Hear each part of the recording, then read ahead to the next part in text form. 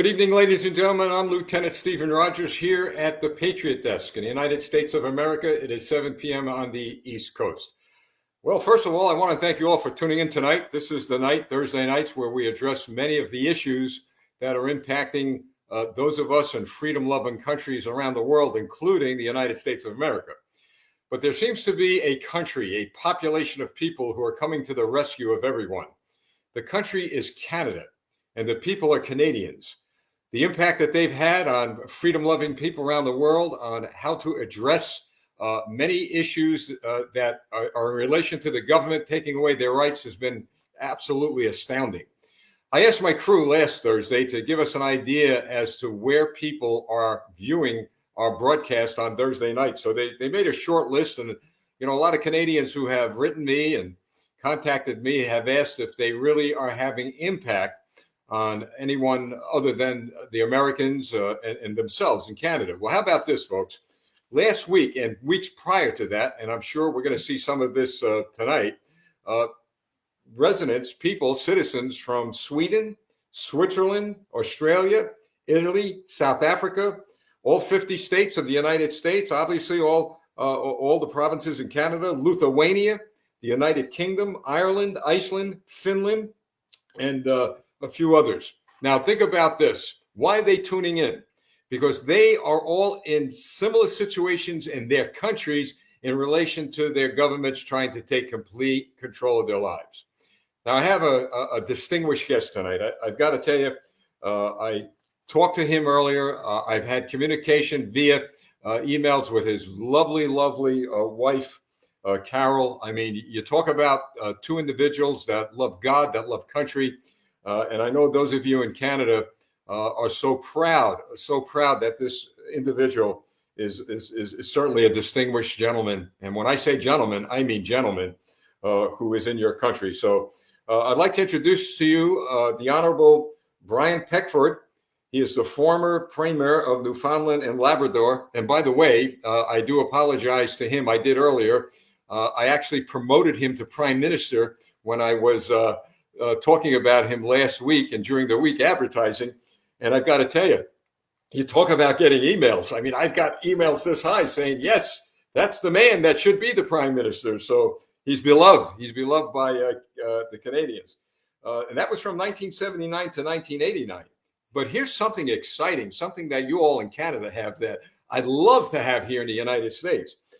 He's the only living First Minister who helped craft the 1982 Constitution Act, which is the Canadian Charter and Rights and Freedoms located. I mean, folks, I've got to tell you, it's like me sitting next to John Adams or Benjamin Franklin. And although, those guys were writers and signatories of our Constitution, I mean, that's the value I put on this gentleman's life. Without any further ado, my honor to introduce to you a gentleman and a fine Canadian patriot and a patriot of freedom-loving people around the world, the Honorable Brian Peckford. Mr. Peckford, thank you for joining us. Thank you, sir, for having me. I really appreciate it, and I thank you very much for the introduction. Well, it's an introduction well-deserved and well-earned, and I'll share this with you. The Canadians all over your country and those around the world, freedom-loving people, are anxious to hear from you tonight. So I'm going to ask you to begin with, I can't imagine how John Adams and Ben Franklin and all the signatories of our Constitution would feel today if they were here. So you're here. You're living in this present time. You were part of building a great Charter of Acts in your country. So can you share with our audience, take all the time you want, on how you feel today and how the heck did we get where we are in Canada right now? Well, first of all, thanks again for having me and for all the Canadians who listen to your program. It's a pleasure indeed and a distinct honor to be here. As you said, I was a First Minister or Premier of a province of Canada. Premiers of provinces are like governors of the states. The only real difference is Canada and the United States are both federal states. The provinces overall have more power than do the states of the United States. You'd never say it today, though, when you see governors like Ron DeSantis and the governor of South Dakota and so on, exercise the powers that they have and the influence they have as governors in this pandemic era, where they are really coming forward and preaching and defending freedom and rights of individuals, whereas we're not doing it in Canada to the same degree the premiers are not. However, during my day, we often did. The premiers of Canada during my day in the 1980s, we very often exercised our provincial rights and our rights of individuals and so on that we're not doing today. There's been a lack of leadership.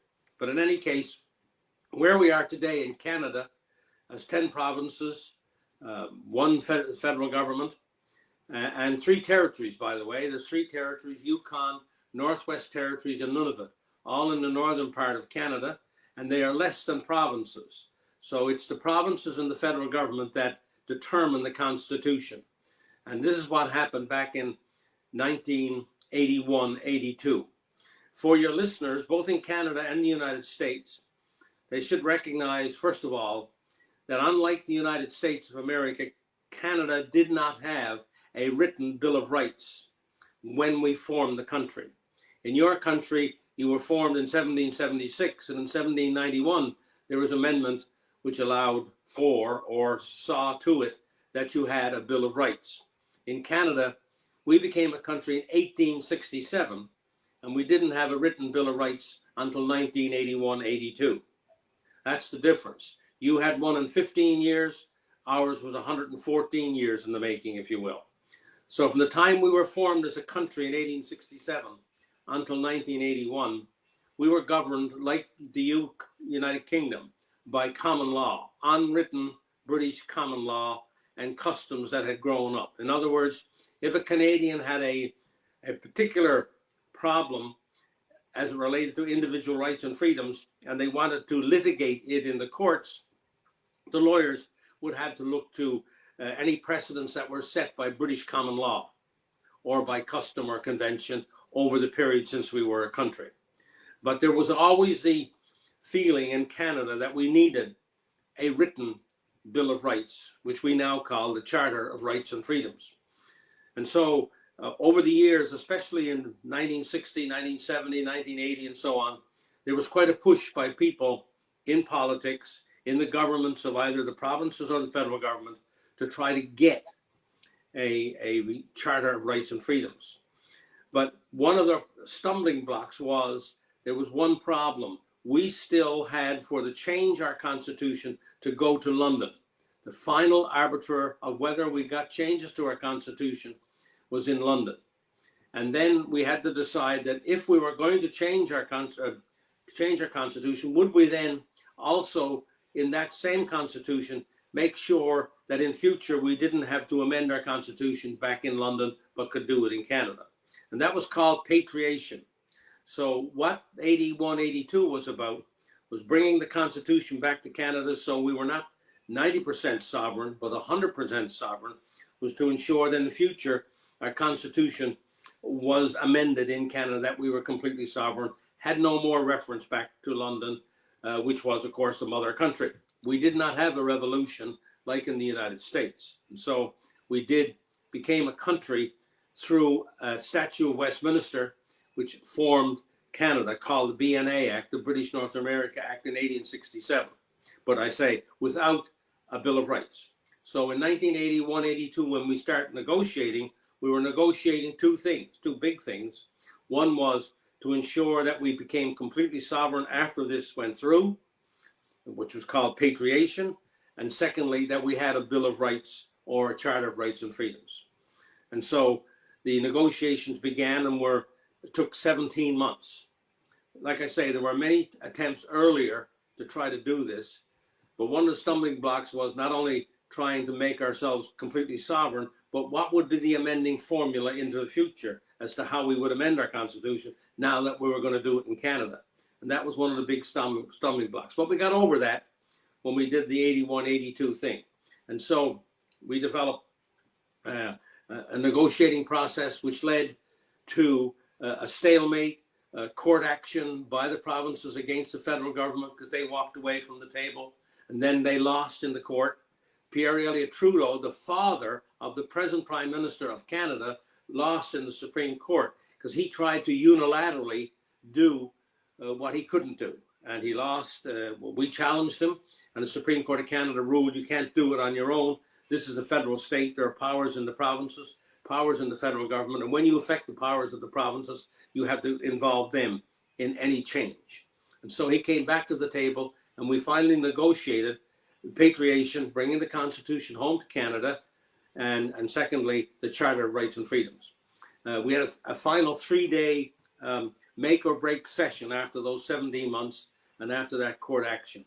And on the night of the second day, I made a proposal to all the provinces to try to break the impasse, because there was no movement on the first day, no movement on the second day. So the night of the second day, I presented a proposal which the provinces said had a really good chance to succeed.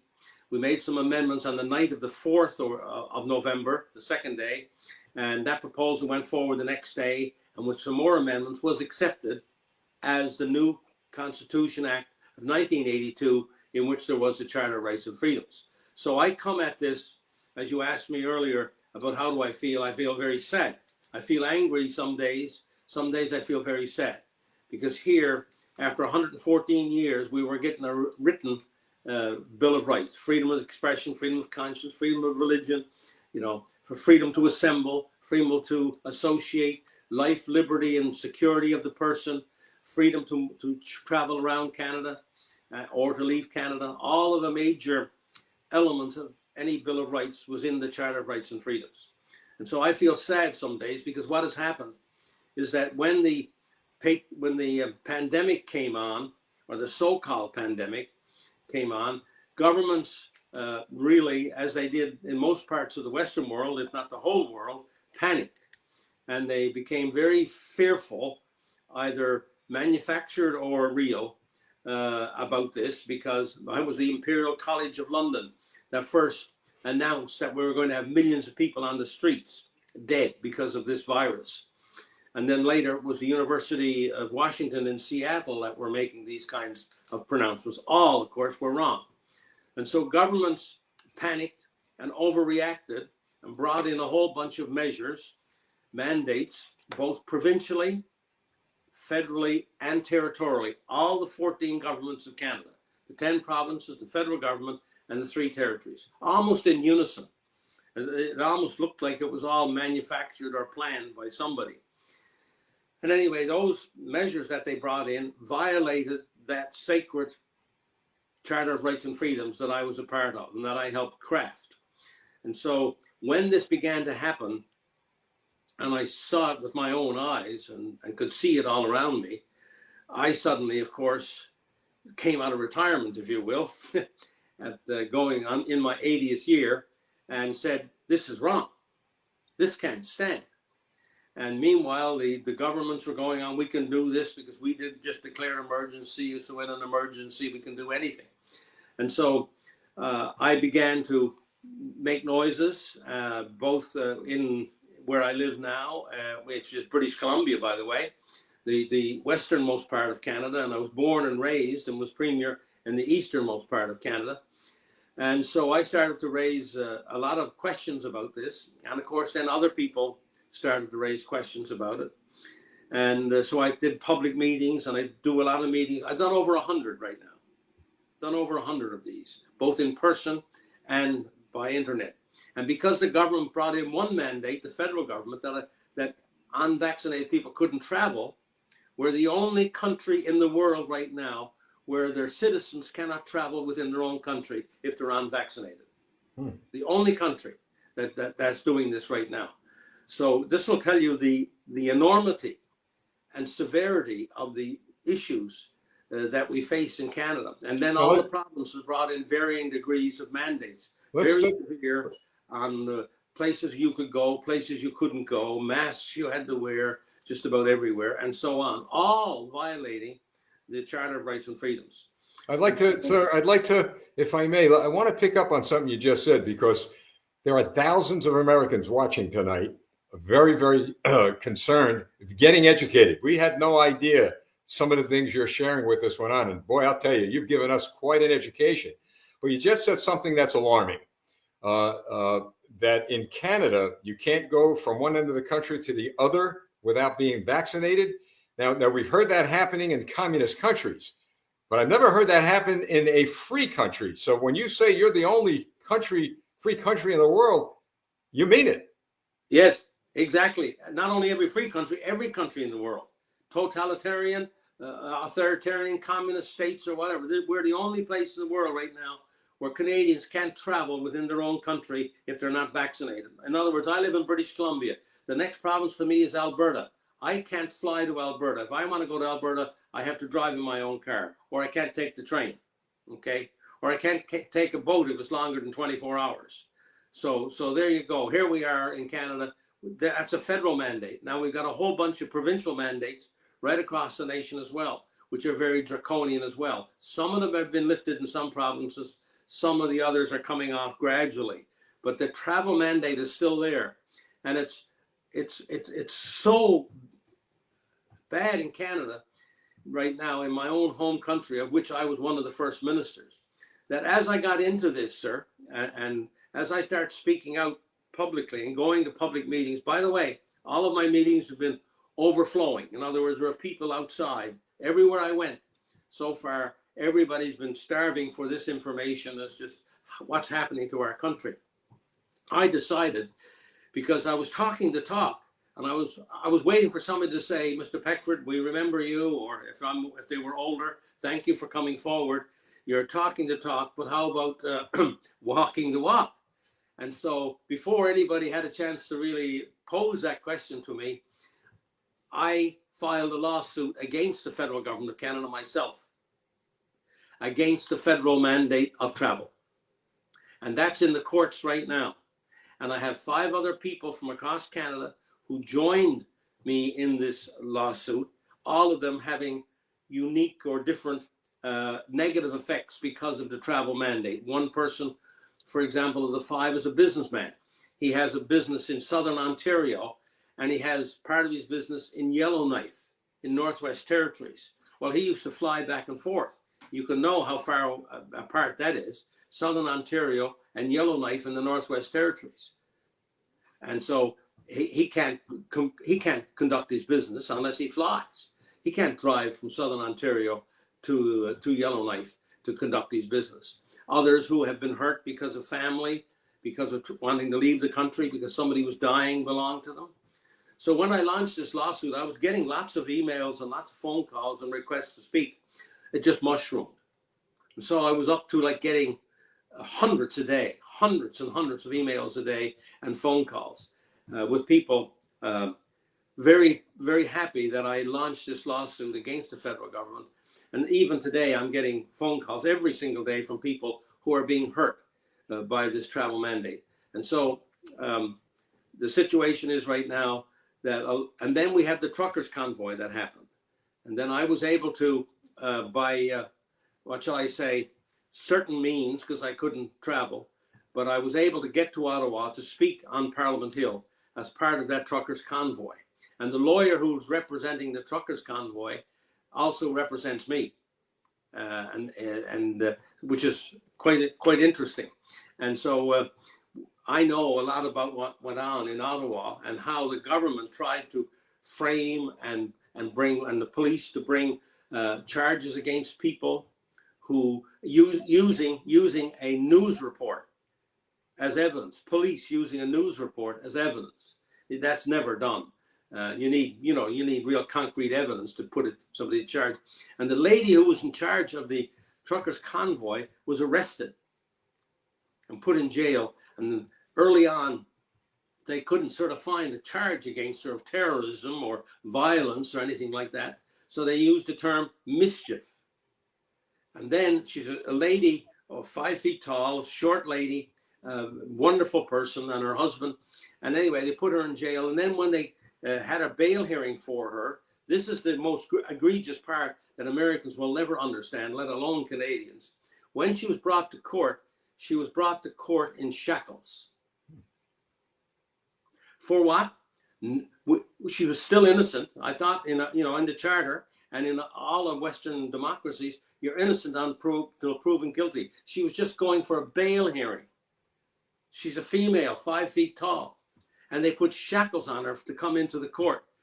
Most Canadians had never heard of that before, unless you were a murderer who was extremely violent, even in those kinds of settings. And then who did she appear before? She appeared before a judge who had been a candidate for Mr. Trudeau's party in a previous election, and who lost. And one of the rewards she got was to be appointed a judge because she was a lawyer. So here was the leader of the truckers' convoy appearing in shackles before a conflict of interest judge, a judge who was in deep conflict of interest because she was obviously prejudiced towards the Liberal Party, which is the party of Justin Trudeau in the House of Commons and in the Parliament of Canada today. So that's how far Canada's democracy has fallen, and why I'm so vehement in my opposition to what's going on. I've got to tell you, I've got another news feed here, and these are a lot of Americans are responding, and they're shocked. They're absolutely shocked. I'm looking at some of this stuff, and this is why I've said, sir, is that, America has problems, obviously, at our southern border, but the real serious national security problem to us is what's happening on our northern border. Because I see, at least in my view, I see a communist influence. I mean, we're talking communism here. I mean, a woman in shackles, that a nonviolent situation. I understand that, and Americans need to know this. Maybe we could talk about this a little too. Pastors being arrested, clergymen and women who were praying at the convoy. Is that a fact? That is a fact. Quite a few pastors, especially in Western Canada, in Alberta. Some of them are still in jail. Some of them are out on bail for trying to worship because they restricted your ability to worship. And some pastors said, no, our charter rights are protected here, and we intend to continue to have services, Christian services. And they did, and they got arrested and put in jail and treated very badly, like put in very bad jail kind of circumstances and so on. So yes, it's amazing what the governments of this country, both provincially and federally, have gotten away with in the last 2 years. Hopefully some justice will come, but I have to tell you that the lower courts in Canada, especially at the provincial level so far, have ruled against the charter and have ruled in favor of the government. Now, the higher courts haven't ruled yet anywhere. The appeal courts haven't ruled anywhere yet. And that's where I'm going with my case. But, we're in serious situation because if the appeal courts take the same route as the lower courts took, then our Charter of Rights and Freedoms, which we fought so hard for after 114 years and put in place, me being one of the authors of it, that it doesn't speak well for our democracy. And if over the next year or two, when these court cases are solved by the appeal courts, if they don't rule against the lower courts, then your northern neighbor will no longer be a democracy. A couple of questions people have asked me here. One is in relation to where are the other members of Parliament? Where are they? I mean, really? I mean, I'm saying this because we know here we have senators that some of them are kind of crazy, but that's okay. I mean, they'll come out vehemently and oppose a violation of people's rights, but we haven't heard much from members. We've heard as the citizens, but where are they? Where are the members of your Parliament? Yeah, well, one of the big problems is all of the first ministers have passed away who were with me in 1981, 82, and I'm the last one. But there are a lot of other ministers of the provinces or of the federal government that are still alive. They're older like me, but they're still alive, and they've remained silent. All of the former prime ministers, there's 4 prime ministers still alive. Brian Mulroney, Stephen Harper, Jean Chrétien, and Paul Martin are still alive. And not one of them have spoken up to defend the Charter of Rights and Freedoms. Now, most of them are in some kind of consulting capacity. They've gone on, as you know, in the United States, it happens too, when a lot of these senators and others retire from the Parliament, they get other jobs with law firms or consulting companies doing consulting work and making a lot of money. Well, that's why it seems like it's happened in this case. These former prime ministers are keeping very quiet. And I know a lot of Canadians are asking the question, why? And of course, one has to answer that obviously they have other fish to fry, if you will, and are not willing to come forward and defend their country in the way that I'm doing it. And of course, like I said, others who were at that constitutional conference in 81, 82. Besides which, all of the law schools in Canada, all of the law schools, there's only a few lawyers that have come out there. Canadians who contact me almost every day. They can't get a lawyer, especially in the smaller provinces, because what's happened? The governments have had them on retainer. So they'd be in a conflict of interest if they took an individual's case as it related to the charter. And, you know, smaller provinces, there's smaller law firms, not as many lawyers. And so most of them are already preempted from working on behalf of a charter case, which is a very tragic, sad situation. And I've had to help people out by writing letters for them and sending them to them, telling them what parts of the charter that the government is violating if they're losing their jobs as a nurse, or as a nursing assistant, or even as a doctor for that matter, and other workers in the hospitals, other workers in the schools, right? And so I've been helping these people so that they can go to their employer and say, I want you to understand, and sometimes they even bring my letter with my name signed to it, saying, look, the last father of the charter here, the last first minister, is saying that by doing this, you are breaking you're breaking the laws of the country. You're breaking the Charter of Rights and Freedoms. I've had some success, but very often they just just contemptuously look at that person and say, you don't know what you're talking about. And so it's a very sad situation. Well, it leads me to the other question. I'm thinking if one of the signatories of our Constitution were alive and they were brought before a court, how does any judge anywhere, all right, when they ask you the question, and I'm sure it's going to come up, you're the only living person on the planet that could answer this question with regard to your rights. What was your intent? Now, an intent, as you know, is big in court. So now you're going to explain the intent of the signatories. How do they dispute that?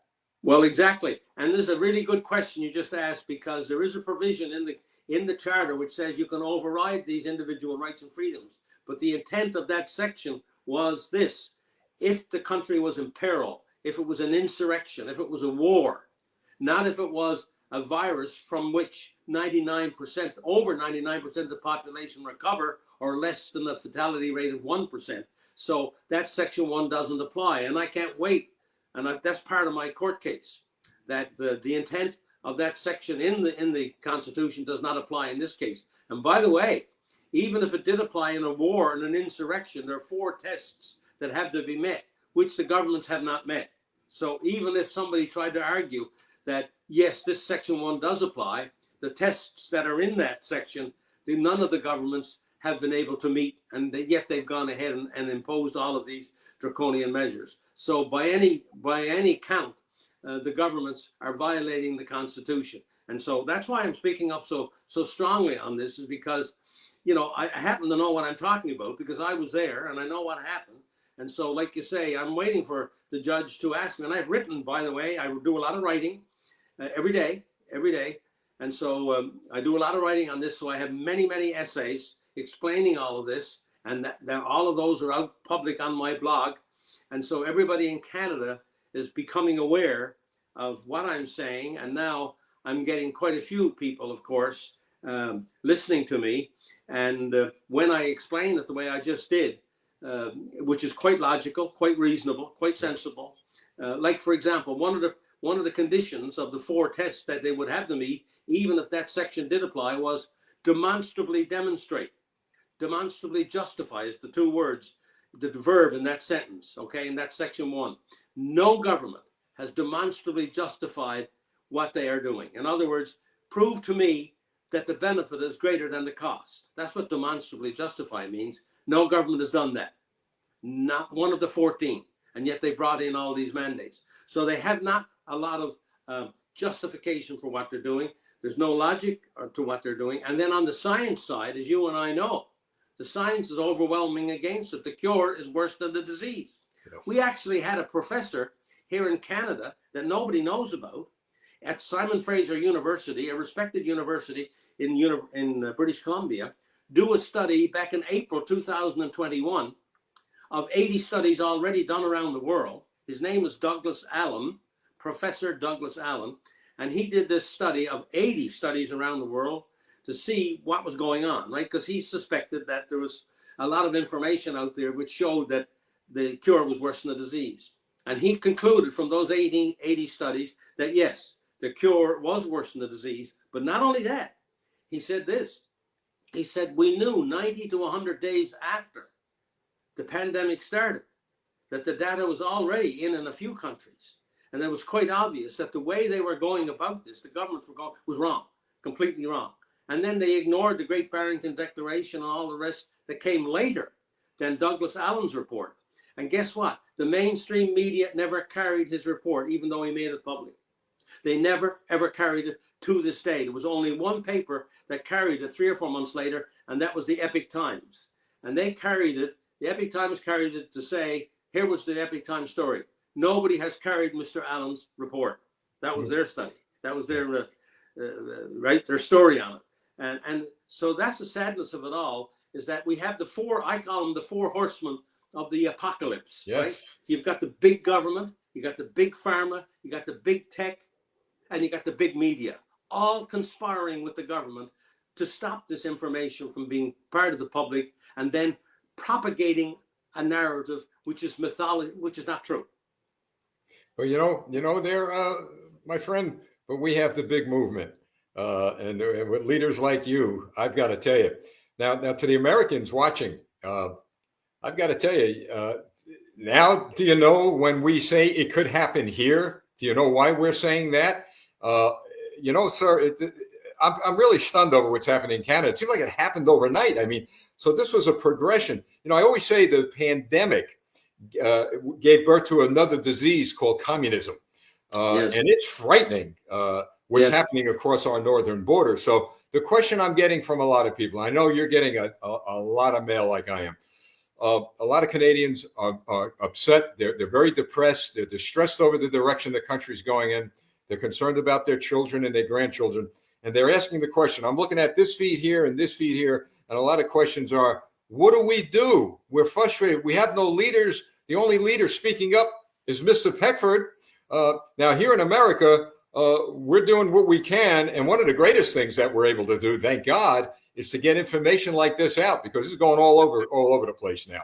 And I think it's going to grow. And because of leaders like you, we're able to do that. But what do you say to the frustrated patriots in your country? Yes, well, just let me do a little backdrop. See, we don't have a Senator Cruz. We don't have a Governor DeSantis that's come out. In other words, we don't have a premier like Governor DeSantis. We don't. Hey, we got a leader called Brian Peckford, for goodness sakes. Those guys can't shine your shoes. You're kidding me?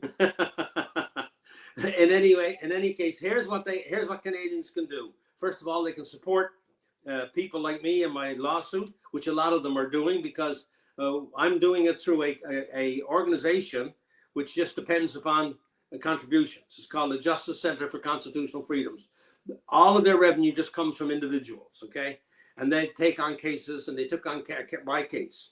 So 4 or 5 lawyers in that organization are doing it, and they contracted an outside lawyer to act as lead lawyer for me, somebody who had done a lot of litigation before in the Supreme Courts, in the higher courts of the land. So I have a very good legal team. And of course, at the end of the day, they're all going to have to be paid. And if I lose at the end of the day, right up to the Supreme Court of Canada, then they will cover however much they raised, and I'll have to cover the difference, whatever that happens to be. 1 minute. Here's what I'd like you to do, okay? This is where we could really play a role to help you. During the week, tomorrow, send me the link to wherever the money's going to go, okay? Yep. We've got tens of thousands, thousands of people who are involved with our organization. So we'll post your link, and we'll send it out in an email, and we'll encourage people to give. We will do that. That's my commitment to you. Thank you, sir, very much. And we'll do that this afternoon. My wife will do that this afternoon, and we'll get that to you, the Justice Center for Constitutional Freedoms. The other thing Canadians can do is get involved in various organizations that are opposing what's happening in Canada. I'm chairman of one called Taking Back Our Freedoms. So they just go in online, Taking Back Our Freedoms, and they'll see my face and a whole bunch of other doctors and scientists who are part of the board, and we're fighting against it. There's three or four other organizations. Another one is called Action for Canada, Action number 4 for Canada. And then there's Canadian COVID Care Alliance, which is another one. Vaccine Choice Canada is another one. So there's 4 organizations, and a lot of Canadians are familiar with these, but don't just be familiar. Pick up the phone or email these people, find out where the chapter is in your province, and join and start getting actively involved. We're going to have to do civil disobedience on a significant scale that we've never done before in Canada if we're to turn this around. We can't leave it to others. Others have let us down. The Parliament of Canada has let us down. All the parliaments of the provinces have let us down. The people now have to speak. It's now back to the people, where, of course, it always should have been. The Parliament is out of touch in Ottawa with Canadians, and most of the power has shifted to the Prime Minister's office. We're almost a republic and have a president without ever changing the Constitution. We've ignored our Parliament. We've allowed the Parliament to become weak and the Prime Minister's office to become strong. And we've got to turn that around. But we can only do it at the individual level now. Our MPs and our other representatives have let us down. So we need these organizations to be robust and strong. And then once the politicians and the courts see that the people are no longer on their side, we think we can make a big difference and turn it around. But, right now it's at best a 50-50 proposition.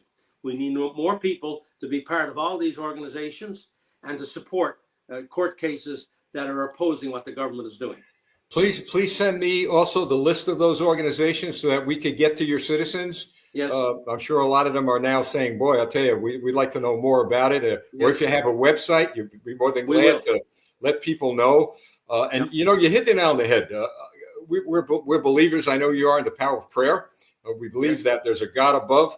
The gifts of freedom and liberty were from him, not from any government, so no man could take it away. But I remember a pastor once telling me years ago, you know what, there, Lieutenant, there's a time to pray and there's a time to fight. Now's the time to fight. We fight within the framework of the law. And when you put the two of those together. There you go. And we put our faith to work within the framework of the law, and we win and they lose.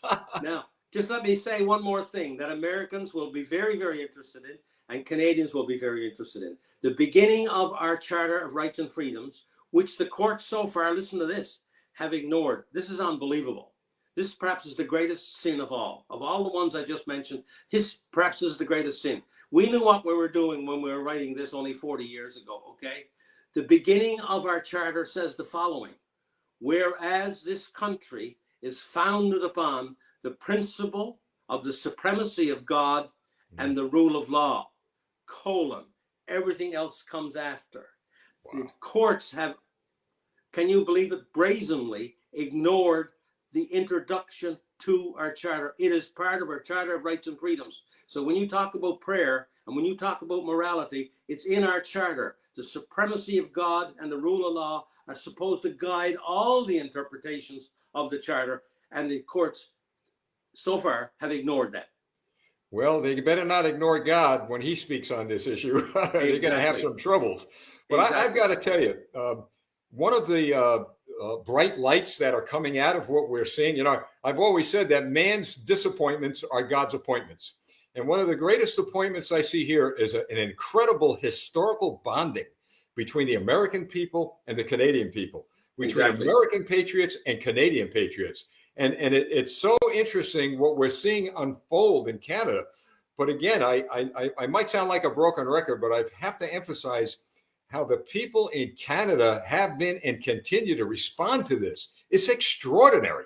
Yes. And now we're beginning to see the fruits of the labor of that, because now more Americans every day are saying, whoa, wait a minute. We're hearing about the problems we have on the southern border, which we are dealing with, but we're not hearing much about what's happening north, and now we are. And there's a difference between a Mexican flag crossing the border and a communist flag crossing the border. Exactly. We want the Canadian flag to cross the border, no other flag. Exactly. So the fruits of Exactly. your labor are paying The off. other thing you'll be interested in, and I know you've got to go, but the other thing you'll be interested in, besides the supremacy of God and rule of law, which is in our charter, is this. Of all of the public meetings I have had so far, and they had to be close at home because I can't travel, 80% of them have been in churches. They have donated their space to me to allow to speak on the Charter of Rights and Freedoms. And most of those churches have been fundamentalist churches, because these fundamentalist churches and their adherents are teaching every day from the Bible and from Christianity the persecution of the early Christians after Jesus. They do understand rights and freedoms because they know what early Christians went through in the first 200 years after Jesus. And it's amazing to see these Christian churches rally around the Charter of Rights and Freedoms. It is unbelievable to behold. Wow, what a great story! And the Trudeau government and communist leaders around the country, this is what they fear, right? They fear That's this. what they fear. This is what they fear. And I've said this, folks. We know out of the communist playbook, the first objective: take their God away, close down their churches, make sure that God disappears because their hope disappears. But you know what? This has emboldened us to move forward. So, sir, I don't know how to thank you. I will say this to you. You have my full, total commitment to help you any way I could. We have our problems here in America, and we're dealing with them. But I see this situation in Canada is a grave and clear and present danger to the American democracy, to our national security. And as time goes on, God doesn't make mistakes, does he? No. He never makes mistakes. And there's a spiritual reason why all of this is going on, bringing us together. And I have nothing but great hopes. And, that president behind me, Ronald Reagan, when he campaigned, he talked about morning in America. Well, we're going to have morning in America again, but we're going to have morning in Canada also. Canada. I don't mean morning as if we're sad. I mean, the sun's coming up, folks. The sun is going to come up again. Any last words, my friend, before you leave? No, only thank you very, very much for having me on. I really appreciate it, so that I can both talk to Canadians and Americans at the same time. And I look forward to sending you my contact information so that you can post it for me. And I really thank you for that. And I ask Canadians from coast to coast to coast in Canada to get involved with these various organizations that we talked about. And civil disobedience will win the day. Well, you know what, sir? Thank your wife for all of us. She's been very kind, and she's worked on pulling all this together. And boy, I'll tell you, you know what, God, I pray that he blesses you. But you know what? You're a blessing from God Almighty, believe me. And I told you before we went on the air, you're doing God's work.